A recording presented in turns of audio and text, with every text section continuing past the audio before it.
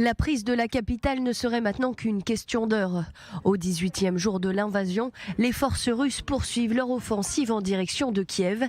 Elle ne serait qu'à une dizaine de kilomètres.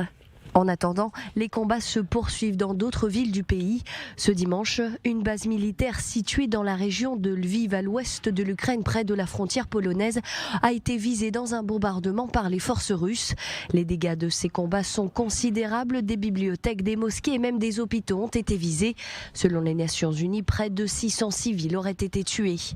Kiev assure que le maire de la ville de Melitopol dans le sud du pays a été enlevé par les soldats russes. Vidéo à l'appui, le président Zelensky dénonce des actes terroristes de la Russie. Ils sont passés à un nouveau stade de terreur dans lequel ils essaient d'éliminer physiquement les représentants des autorités ukrainiennes locales.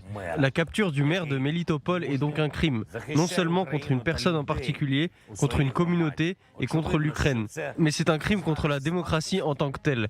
Pour les gens vivant au sein de démocraties, les actes des envahisseurs russes seront assimilés à ceux de terroristes de l'État islamique.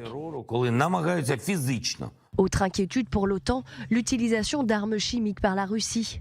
Si Moscou en vient à utiliser ces armes, ce serait un crime de guerre, selon le secrétaire général de l'Alliance nord-atlantique. Ces derniers jours, nous avons entendu des allégations absurdes à propos des laboratoires développant des armes chimiques et biologiques.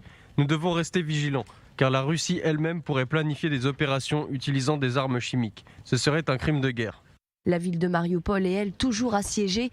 Des milliers de civils espèrent l'arrivée d'un convoi d'aide humanitaire.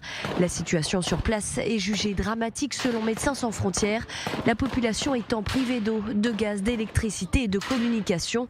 Mais pour Moscou, Kiev serait responsable de cette situation. À la suite de ces actions criminelles et traîtres des autorités ukrainiennes, principalement à l'égard de leur propre peuple, la population civile est contrainte de survivre dans des conditions inhumaines, sans chauffage, sans électricité, sans approvisionnement en eau, sans nourriture ni médicaments. Les Ukrainiens continuent de fuir leur pays. Depuis le début du conflit, le 24 février dernier, plus de 2,6 millions de personnes seraient déjà parties d'Ukraine. 2 millions d'autres seraient déplacées à l'intérieur du pays.